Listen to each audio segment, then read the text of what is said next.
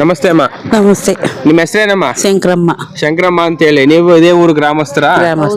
ಗ್ರಾಮಸ್ಥರು. ಈ ರೋಡಿನ ವ್ಯವಸ್ಥೆ ಬಗ್ಗೆ ಏನ್ ಹೇಳ್ತೀರಾ? ಅಯ್ಯೋ ಏನಪ್ಪ ನೋಡಿ, ಈ ತರ ಹಾಕಿ ಹೋಗಿದಾರಲ್ಲ. ಇಷ್ಟು ವರ್ಷ ನಾವು ಬರೀ ಗುಂಡಿ ಗೊಸರಾಗ ಓಡಾಡಿದ್ದು. ಬಂದು ಈಗ 40 ಲಕ್ಷ ರೂಪಾಯಿ ಇದು ರೋಡ್ ಮಾಡಿದೀವಿ ಅಂತ ಸಿಮೆಂಟ್ ಹಾಕ್ದಾಗೆ ಬರೀ ಎಮ್ಸೆಂಟ್ ಹಾಕಿ ರೋಡ್ ಕೆಲಸ ಮಾಡಿದಾರಲ್ಲ. ಇದು ಏನಕ್ಕೆ ಬರುತ್ತೆ? ಇದು 3 ದಿವಸ ಬರಲ್ಲ. ಮತ್ತೆ ಅದೇ ಪರಿಸ್ಥಿತಿ ಆಗುತ್ತೆ ಇದು. ಅದೇನ್ ಮಾಡ್ತೀರಿ ಮಾಡ್ರಿ, ಮತ್ತೆ ತಿರ್ಗಾ ಮಾಡಕ್ ಬರುತ್ತೆ ಇದು ಈಗ. ಅವ್ರಿಗೇನ್ ದುಡ್ಡು ಅಂತಾರೆ ಹೋಗ್ತಾರೆ ಈಗ. ಅಧಿಕಾರಿಗಳು ಏನಂತಾರೆ?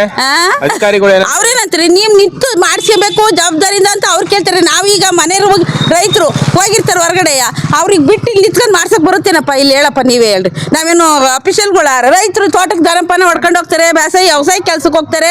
ಹಂಗೆಲ್ಲ ಮಾಡಕ್ ಬರುತ್ತೆ? ಈಗ ನಿಂತು ಮಾಡ್ಸಕ್ ಬರುತ್ತಾ? ಇಲ್ಲ. ನೀವೇ ನೋಡ್ರಿ, ಯೋಚನೆ ಮಾಡ್ರಿ. ಈಗ ಅಂದ್ರೆ ಈಗ ಇಲ್ಲಿ ರೋಡ್ ಎಲ್ಲ ಕ್ರ್ಯಾಕ್ ಬಿಟ್ಟಿದೆ. ಈ ಕಡೆ ರೋಡು, ಈ ಕಡೆ ಸಂಪೂರ್ಣ ಏನು ಉತ್ತರ ಕೊಡಲ್ಲ ಅವರು. ಯಾಕೆ ಕೊಡಲ್ಲ ಉತ್ತರ? ಯಾಕೆ ಕೊಡಲ್ಲ ಅಂದ್ರೆ ಅದೇ ಏನ್ ನೋಡ್ರಿ, ಹಿಂಗ್ ಮಾಡೋ ಇದಾರಲ್ಲ, ಹಿಂಗ್ ಮಾಡಿ ಹಿಂಗೆ.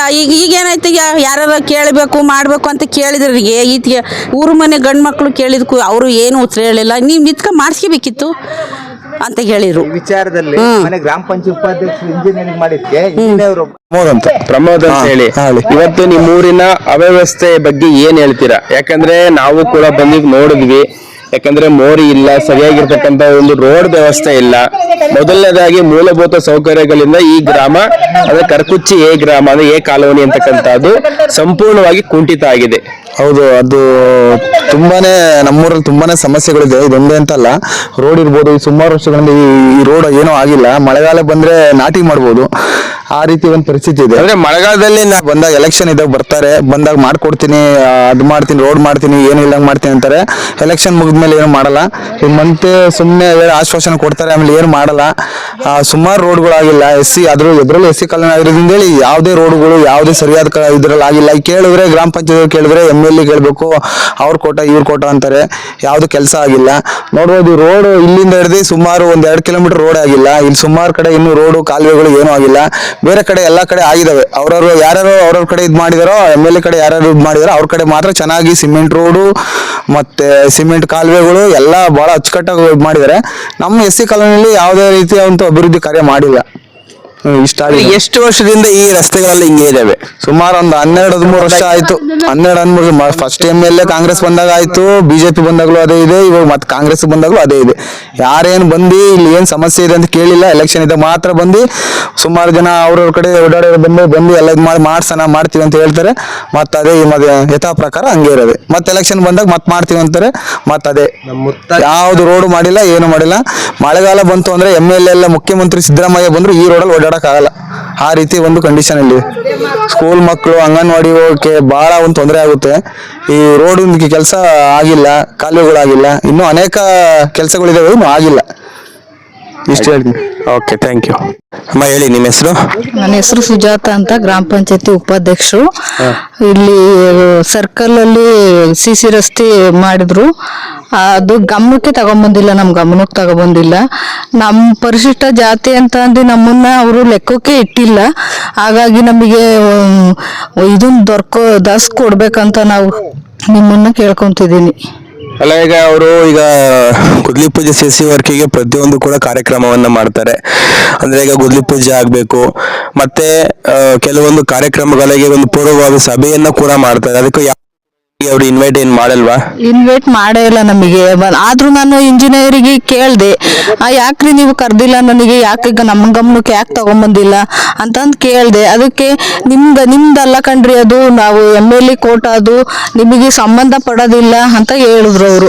ಅದ್ಯಾಕ್ರಿ ಸಂಬಂಧ ಪಡಲ್ಲ? MLA ಆದ್ರೆ ಅವರು ತರೀಕೆರೆಗೆ MLA, ನಾವು ಗ್ರಾಮ ಪಂಚಾಯತಿ ಮೆಂಬರು ಅಲ್ಲಿ ಉಪಾಧ್ಯಕ್ಷರು, ನಮ್ ಗಮನಕ್ಕೆ ಏನಕ್ಕೆ ತಗೊಂಬರಲ್ಲ ನೀವು ಅಂತ ನಾನು ಕೇಳ್ದೆ. ಅವ್ರು ಆದ್ರೂ ರೆಸ್ಪಾನ್ಸ್ ಮಾಡಿಲ್ಲ.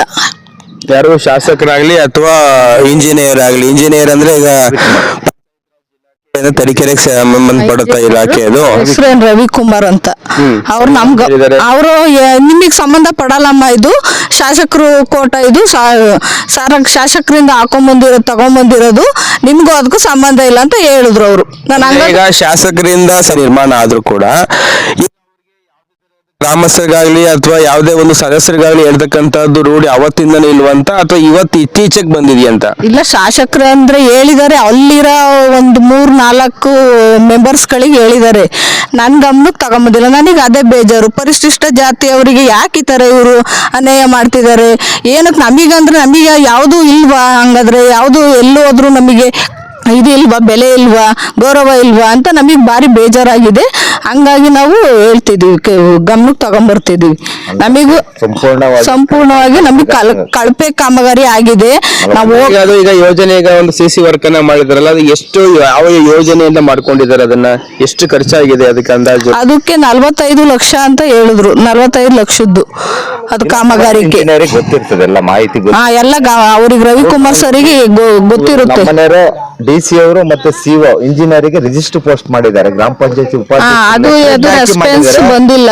ಇದುವರೆಗೂ ಕೂಡ ಯಾವುದೇ DC ಆಗ್ಲಿ ಯಾವುದೇ CO ಆಗ್ಲಿ ಯಾವುದೇ ರೆಸ್ಪಾನ್ಸ್ ಬಂದಿಲ್ಲ. ಇದುವರೆಗೂ ಕೂಡ ಅಂದ್ರೆ ಈಗ ಇರ್ತಕ್ಕಂಥ ಒಂದು AC ವಿಭಾಗ ಅಧಿಕಾರಿಗಳಿಗೆ ನೀವು ವಿಚಾರವನ್ನು ತಿಳಿಸಿಲ್ವಾ? ತಿಳಿಸಿದ್ದು ಅವರು ಏನಿದೆ, ನಿಮ್ದು ಅಹವಾಲು ಏನಿದೆ, ನೀವು ಇಲಾಖೆವಾರು ಪಂಚಾಯತ್ ರಾಜ್ ಇಲಾಖೆಗೆ ರಿಜಿಸ್ಟರ್ ಪೋಸ್ಟ್ ಮಾಡಿ ಅಂದ್ರೆ ಇಲಾಖೆವಾರು ಪಂಚಾಯತ್ ರಾಜ್ ಇಲಾಖೆಗೆ ಲೆಟರ್ ಮಾಡಿದ್ವಿ, ರಿಜಿಸ್ಟರ್ ಪೋಸ್ಟ್ ಮಾಡಿದ್ವಿ. ಮಾನ್ಯ ಜಿಲ್ಲಾಧಿಕಾರಿಗಳು ಮೀನಾ ನಾಗರಾಜ್ ಮಾಡಿದ್ವಿ, ಮತ್ತೆ CO ಆದಂತಹ ಕೀರ್ತನ್ ಅವ್ರಿಗೆ ಮಾಡಿದ್ವಿ. ಇದುವರೆಗೂ ರಿಜಿಸ್ಟರ್ ಪೋಸ್ಟ್ ಮಾಡಿದ್ವಿ. ಯಾವುದೇ ಒಂದು ನೀವು ರಿಜಿಸ್ಟರ್ ಪೋಸ್ಟ್ ಮಾಡಿರೋದು ಯಾವತ್ತು? ನೋಡಿ, ಇಲ್ಲ ಇದೆ ನೋಡ್ಕೊಳ್ಳಿ. ಇಲ್ಲ, ನೋ ರೆಸ್ಪಾನ್ಸ್ ಇಲ್ಲ. ಹಾಗಾಗಿ ಇದನ್ನ ಕೂಡ ನೀವು ಪ್ರತಿಯೊಂದು ಕೂಡ ಈಗ ಇಲಾಖೆಗೆ ನೀವು ರಿಜಿಸ್ಟರ್ ಪೋಸ್ಟ್ ಮಾಡಿದೆ. ಹಾಗಾಗಿ ಈ ವಿಚಾರದಲ್ಲಿ ನಾವು ಇವತ್ತು ಆರಕ್ಷಕವಾಣಿ ನ್ಯೂಸ್ ಚಾನೆಲ್ ಕರೆದಿದ್ದು. ಹಾಗಾಗಿ ಒಂದು ನೊಂದ ಸಮುದಾಯಕ್ಕೆ ಅಂತ ಅಲ್ಲ, ಎಲ್ಲ ಒಂದು ಇವತ್ತು ಅನ್ಯಾಯ ಆಗ್ತಿದೆ. ಭ್ರಷ್ಟ ವ್ಯವಸ್ಥೆ ಅನ್ನೋದು, ದುರಾಸೆ ಅನ್ನೋದು ಇವತ್ತು ದೇಶವನ್ನೇ ಕಿತ್ತು ತಿನ್ನೋ ಮಟ್ಟಕ್ಕೆ ಹೋಗ್ತಾ ಇದೆ. ಇವತ್ತು ಕರ್ನಾಟಕವನ್ನೇ ಇವತ್ತು ಭ್ರಷ್ಟಾಚಾರ ಇಲಾಖೆ ಅಂತ ಬೋರ್ಡ್ ಹಾಕೊಂಡ್ರೆ ಅಲ್ಲಿಗೆ ನಾವು ಕೇಳ್ತಕ್ಕಂಥ ನೈತಿಕತೆ ಹಕ್ಕೇ ಇರಲ್ಲ. ಆ ರೀತಿ ವ್ಯವಸ್ಥೆ ಆಗಿದೆ. ಹಾಗಾಗಿ ಮಾನ್ಯ ಇಲ್ಲಿ ಡಾಕ್ಟರ್ ಕಾಂತರಾಜು ಉಪವಿಭಾಗ ಅಧಿಕಾರಿಗಳಿದ್ದೀರಾ, ತಾವು ಏನಕ್ಕೆ ಒಂದು ಪ್ರೋಟೋಕಾಲ್ ಅನ್ನ ಒಬ್ಬ ಗ್ರಾಮ ಪಂಚಾಯತಿ ಉಪಾಧ್ಯಕ್ಷರಾದವರಿಗೆ ಕರ್ತಕ್ಕಂಥ ನೈತಿಕತೆನೂ ಇಲ್ಲ. ಗ್ರಾಮ ಪಂಚಾಯತಿ ಸದಸ್ಯರಾದರೂ ಜನಪ್ರತಿನಿಧಿನೇ, MP ಕೂಡ ಜನಪ್ರತಿನಿಧಿನೇ, ಅವ್ರಿಗೂ ಹಕ್ಕುಗಳು ಇರ್ತದೆ, MP ಗೂ ಕೂಡ ಹಕ್ಕು ಇರ್ತದೆ. ಇವರು ಒಂದು ಗೌರ್ಮೆಂಟ್ ಸರ್ವೆಂಟ್ ಅಂತೇಳಿ ಇವತ್ತು ಇವರು ಏನು ಉಪವಿಭಾಗಾಧಿಕಾರಿ ಅಂತ ಜಸ್ಟಿಸ್ ಆದಂತ ವೀರಪ್ಪ ಅನ್ನೋರು ಮಾಹಿತಿಯನ್ನ ಎಲ್ಲ ಅಧಿಕಾರಿಗಳಿಗೂ ಕೊಡ್ತಾರೆ. ಗ್ರಾಮ ಪಂಚಾಯತ್ ಅಧ್ಯಕ್ಷರು ಕೂಡ ಗೌರ್ಮೆಂಟ್ ಸರ್ವೆಂಟ್ ಅಂತೇಳಿ. ಹಾಗಾಗಿ ಅವ್ರಿಗೂ ಒಂದು ನೈತಿಕ ಅಥವಾ ಹಕ್ಕುಗಳನ್ನ ಕಗ್ಗೊಲೆ ಮಾಡಿದ್ದಾರೆ ಈ ತರೀಕೆರೆಯಲ್ಲಿ ಶಾಸಕರಾದಂತ ಜಿ. ಶ್ರೀನಿವಾಸ್ ಅವರು. ಪರಿಶಿಷ್ಟ ಜಾತಿ ಅವರಿಗೆ ವೋಟ್ ಮಾತ್ರ ಬೇಕು, ಅವರಿಗೆ ಕೆಲಸ ಮಾಡ್ತಕ್ಕಂತ ನೈತಿಕತೆ ಇಲ್ಲ. ನೋಡಿ, ಪರಿಶಿಷ್ಟ ಜಾತಿ ಕಾಲೋನಿ ಇದು. ನಾನು KRS ಪಕ್ಷದ ಮಾಜಿ ಜಿಲ್ಲಾಧ್ಯಕ್ಷರು. ನೋಡ್ರಿ, ಒಂದು CC ನೋಡ್ರಿ, ಒಂದು ಬಾಕ್ಸ್ ಚರಂಡಿ ಇಲ್ಲ. ಇವತ್ತು ಕೂಡ ನೈತಿಕತೆ ಅನ್ನೋದು ಈಗ ಇದು CC ಬೇಕಾಗಿತ್ತು, ಮೋರಿ ಆಗಿಲ್ಲ. ಈಗ ಅಥವಾ ಪಂಚಾಯತ್ ರಾಜ್ ಜಿಲ್ಲಾ ಹೋದಾಗ ನಿಮಗೆ ಬಂದಿಲ್ಲ. ಇವತ್ತು ಸಮಾಜ ಕಲ್ಯಾಣ ಇಲಾಖೆ ಅನ್ನೋದು ತರೀಕೆರೆಯಲ್ಲಿದೆ ವಿನಃ ಅವರು ತಾಲೂಕ್ ಆಫೀಸ್ ಬಂದು ಪರಿಶಿಷ್ಟ ಜಾತಿಯಲ್ಲಿ ಕರ್ಕುಚ್ಚಿ ಏಕನಲ್ಲಿ CC ರಸ್ತೆ ಇಲ್ಲ, ಬಾಕ್ಸ್ ಚರಂಡಿ ವ್ಯವಸ್ಥೆಗಳಿಲ್ಲ ಅಂತ ಇದುವರೆಗೂ ಕೂಡ ಒಂದು ಅಧಿಕಾರಿ ಬಂದು ಯಾವ ರಿಪೋರ್ಟ್ ಆಗ್ತಕ್ಕಂಥ ಕೆಲಸಗಳನ್ನ ಮಾಡೋದೇ ಇಲ್ಲ. ಇಲಾಖೆವಾರು ಬಿಟ್ಟು ಈಚೆಗೆ ಬರಲ್ಲ. ಈ ರೀತಿ ವ್ಯತಿರಿಕ್ತವಾದಂತಹ ಪಾಯಿಂಟ್ಸ್ಗಳು ಇದೆ ಅಂತೇಳಿ ಮಾನ್ಯ ಉಪವಿಭಾಗಾಧಿಕಾರಿಗಳಾದಂತಹ AC ಕಾಂತರಾಜ್ ಅವ್ರಿಗೂ ಅವರು ಪರಿಶಿಷ್ಟ ಜಾತಿಗೆ ಅನ್ಯಾಯ ಆಗಿದ್ರೆ ಅವ್ರು ಬರಲ್ಲ. ಅವ್ರೇನಿದ್ರು protocol, VC meeting, DC meeting ಅಷ್ಟೇ. ಸಾರ್ವಜನಿಕ ಟ್ಯಾಕ್ಸ್ ಕಟ್ಟರಿಗೆ ಏನು ಅನಾನುಕೂಲ ಆಗಿದೆ, ಅವ್ರಿಗೆ ಏನು ಮೂಲಭೂತ ಫಂಡಮೆಂಟಲ್ ರೈಟ್ಸು ಅವ್ರಿಗೆ ಸಿಗ್ತಾ ಇದೆಯಾ? ಒಬ್ಬ ಟ್ಯಾಕ್ಸ್ ಕಟ್ಟನು ಇಂದ ಸರ್ಕಾರ ಓಡ್ತಿರೋದು ವಿನಃ 224 ಜನರು ಟ್ಯಾಕ್ಸ್, ಈ ಶಾಸಕರು ಟ್ಯಾಕ್ಸ್ ಕಟ್ಟಿ ಈ ಕರ್ನಾಟಕದಲ್ಲಿ ಸರ್ಕಾರ ಓಡಲ್ಲ ಅಂತೇಳಿ ಈ KRS ಪಕ್ಷದ ನಾನು ಮಾಜಿ ಜಿಲ್ಲಾಧ್ಯಕ್ಷ K. ಗೋವಿಂದಪ್ಪ ಹೇಳಕ್ಕಿಷ್ಟು. ಸಾರ್ವಜನಿಕರು ಟ್ಯಾಕ್ಸ್ ದುಡ್ಡಿಂದ ಮಾತ್ರ ಸರ್ಕಾರ ಓಡ್ತೈತೆ. ಇವತ್ತು ಅವ್ರಿಗೂ ಕೂಡ ಎಲ್ಲ 224 ಶಾಸಕರು ಕೂಡ ಇದೇ ಭ್ರಷ್ಟ ಸರ್ಕಾರ ಇವತ್ತು ಅವರಿಗೆ ಎಲ್ಲ ಮುಂಬಡ್ತಿಗಳನ್ನ ಜಾಸ್ತಿ ಮಾಡಿದೆ.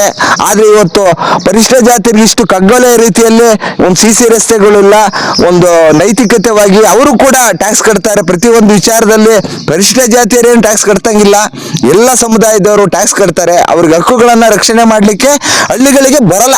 ಇಲ್ಲಿ ಶಾಸಕರಾದ್ರವರು ಫಸ್ಟ್ ಈ ಶಾಸಕರು ಅಂತಲ್ಲ, ಪ್ರತಿಯೊಂದು ಶಾಸಕನು ಇದು ಮಾನ್ಯ ಬಂಧುಗಳೇ ನಮಸ್ತೆ. ಇದು ಕರ್ಕುಚ್ಚಿ ಪರಿಶಿಷ್ಟ ಜಾತಿ ಕಾಲೋನಿ ನೋಡ್ರಿ, ಈ ರೀತಿ ನೀರು ಇಲ್ಲೆಲ್ಲೇ ಜಾಮ್ ಆಗ್ತದೆ. ಒಂದು ಪರಿಶಿಷ್ಟ ಜಾತಿ ಕಾಲೋನಿಗೆ SCP TSP ಹಣವನ್ನು 25,000 ಕೋಟಿಯನ್ನ ಇದೇ ಮಾನ್ಯ ಸಿದ್ದರಾಮಯ್ಯ ಅವರು ಲೂಟಿ ಮಾಡಿದ್ರು. ಇವತ್ತು TSP ಹಣವನ್ನು 25,000 ಕೋಟಿನ ಅದಪ್ಪ ಗ್ಯಾರಂಟಿ ಯೋಜನೆಗೆ ವಿನಿಯೋಗ ಪರಿಶಿಷ್ಟ ಜಾತಿಯವರಿಗೆ ಇವತ್ತು ಕಗ್ಗೊಲೆಯನ್ನ ಮಾಡಿದ್ದಾರೆ. ಪರಿಶಿಷ್ಟ ಜಾತಿಯವರಿಗೆ ತುಂಬಾ ಅನ್ಯಾಯವನ್ನ ಮಾಡಿದ್ದಾರೆ. ಮುಂದಿನ ದಿನಗಳಲ್ಲಿ ಎಷ್ಟು ವರ್ಷದಿಂದ ರೋಡ್ ಎಲ್ಲ ಹಿಂಗೆ ಇದೆ? ಸ್ವತಂತ್ರ ಬಂದಾಗಿಂದ ಹಿಂಗೆ ಇದೆ.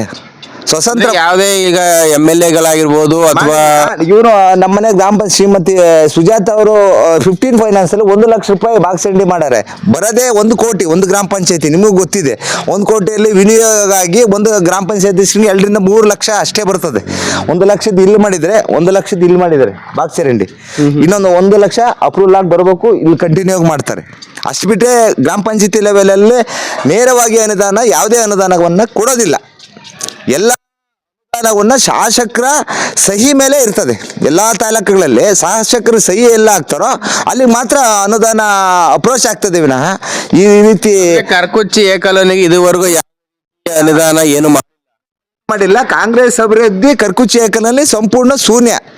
ಯಾಕಂದ್ರೆ ಕರ್ಕುಚ್ಚಿ ಏಕಲಲ್ಲಿ 10 ರೂಪಾಯಿ ಕೆಲಸನ ಮಾಡಿಲ್ಲ. ಕರ್ಕುಚ್ಚಿ ಏಕಲನಲ್ಲೂ ಕೂಡ ಇವಾಗ ಪ್ರತಿನಿತ್ಯ ಟ್ಯಾಕ್ಸ್ ಕಟ್ತಲೇ ಇದ್ದಾರೆ, ಜನ ಕಟ್ತಾ ಇದ್ದಾರೆ. ಅದೇ ಇಲ್ಲಿಗೆ ಯಾವುದೇ ರೀತಿ ಅನುದಾನ ಕೊಡೋಕ್ಕೆ ಮಾನ್ಯ ಸಚಿವರು SC ಮಾದೇವಪ್ಪ ಅವರು ಕೂಡ ಒಬ್ಬ ಆದಿ ದ್ರಾವಿಡ್ರೆ ಕೊಡಲ್ಲ. ಯಾಕಂದ್ರೆ ಶಾಸಕರು ಈಗ ನಮ್ಮ ಮನೆಯವ್ರ ಲೆಟ್ರ್ ನಾನು ಕಳಿಸ್ರೆ ಇಲ್ಲಿ ಅದಕ್ಕೆ MLA ಸಹಿ ಕೇಳ್ತಾರೆ. ಹೌದು, ಯಾವ್ದು ಕೇಳಿ? ಇವ್ರು ಗ್ರಾಮ ಪಂಚಾಯತ್ ಉಪಾಧ್ಯಕ್ಷರು ಬರ್ದಿರೋ ಲೆಟ್ರಿಗೆ ಶಾಸಕರು ಸಹಿ ಬೇಕಂತೆ. ಈ ರೀತಿ ಮಾನದಂಡಗಳಿರ್ತಕ್ಕಂಥ ಭ್ರಷ್ಟ ಈ ಒಂದು JCB ಕಾಂಗ್ರೆಸ್ಸು BJP ಸರ್ಕಾರ ಆಡಳಿತ ವ್ಯವಸ್ಥೆಯನ್ನು ನಾವು ನೋಡ್ತಲೇ ಬಂದಿದ್ದೀವಿ. ಇನ್ನು ಮುಂದೆ ಆದರೂ ಜನಗಳು ಬುದ್ಧಿ ಕಲಿತು